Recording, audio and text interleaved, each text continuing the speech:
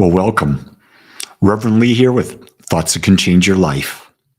Today, thought I'd explore the question, are you real? That's right, are you real? And I'm not going to go into really deep on this, but I want to go into something that we can use every day of our lives. And that is this. Are you telling lies to yourself about yourself? Are you telling lies that you're a person that you're not? And are you presenting a false image out into the world? Are you lying to the universe about who you are? Because until you can be yourself, until you can stop telling those lies, lies like, I'm not good enough, I'm not worthy enough, I've got to change to fit in with my partner. I've got to change to fit in with my group. I've got to please other people. My job is to be a chameleon and have multiple personalities,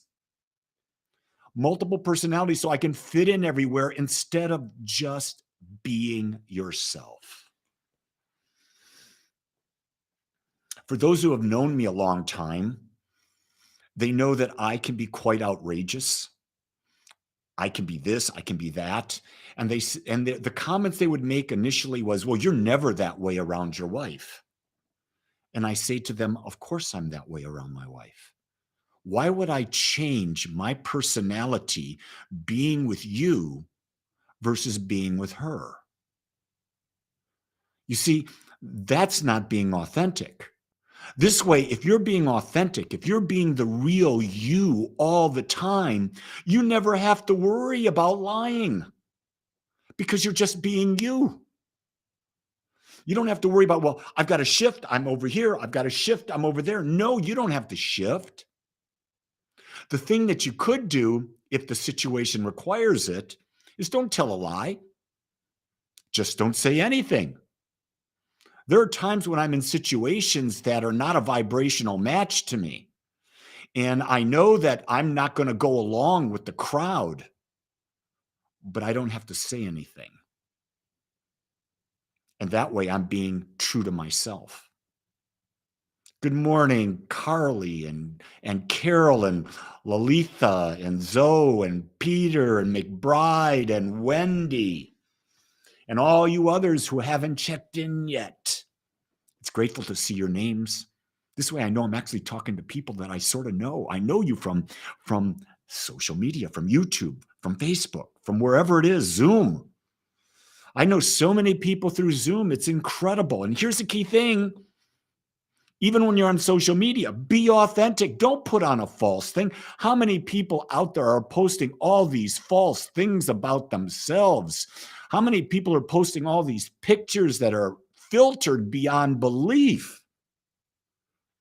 Someone was telling me they're on one of these dating sites and they've gone on 4, 5, 6 meetings in person.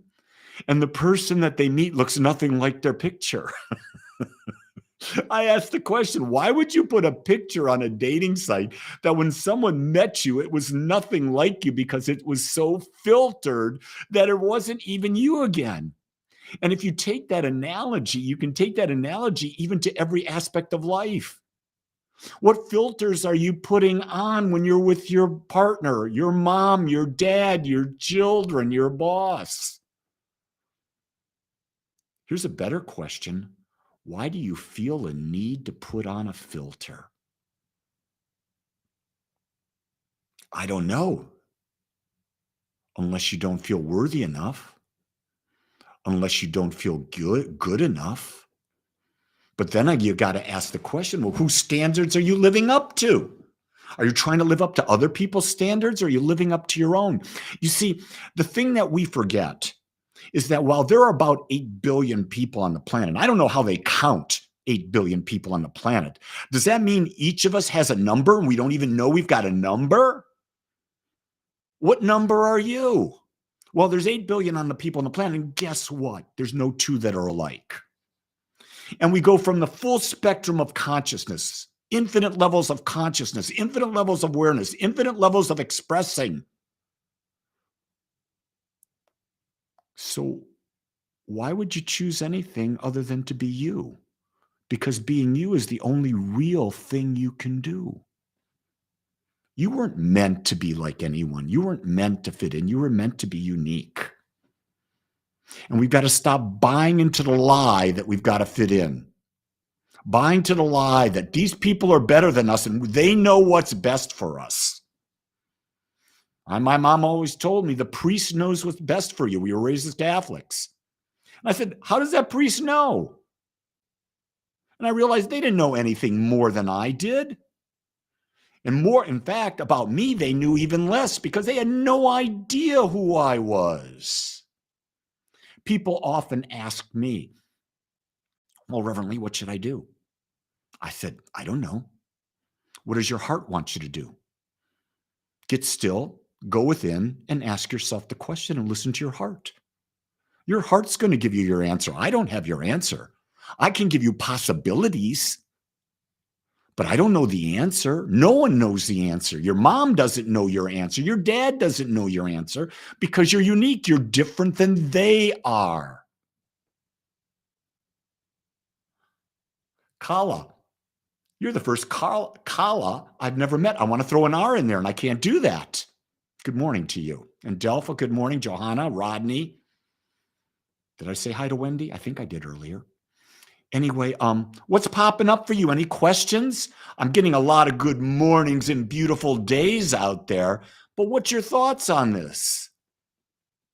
What are you lying to the universe about you?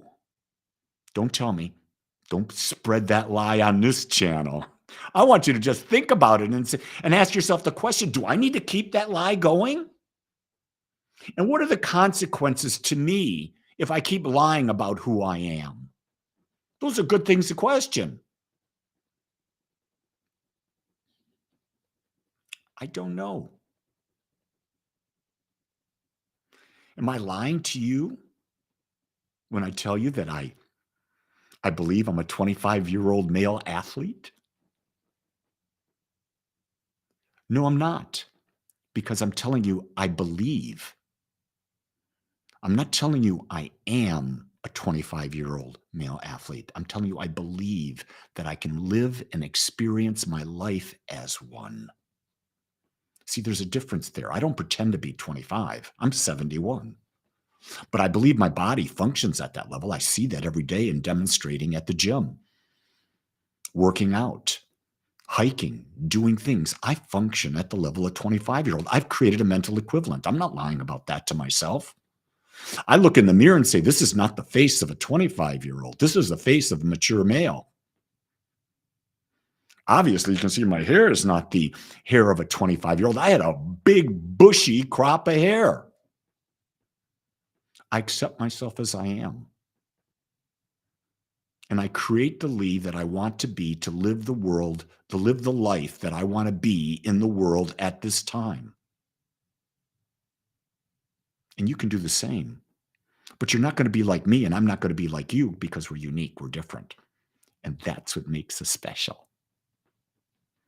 So, are you real? And how can you be more real today? And know that if you haven't been real and you start becoming real, a lot of people are going to be upset. They're not going to want you to change. They're going to want you to be the old you because that's what they're comfortable with. But you're there to grow. You're there to become more. You can't care what they think. You can be gentle. You can be caring. You can be empathic. But you got to be you because it's your life. Be you. Be real. And make your life the most magnificent thing so that when you leave this body, you leave your personality, you're smiling, saying, I was real. I did it my way. Have a great day, everyone. Much love. Aloha.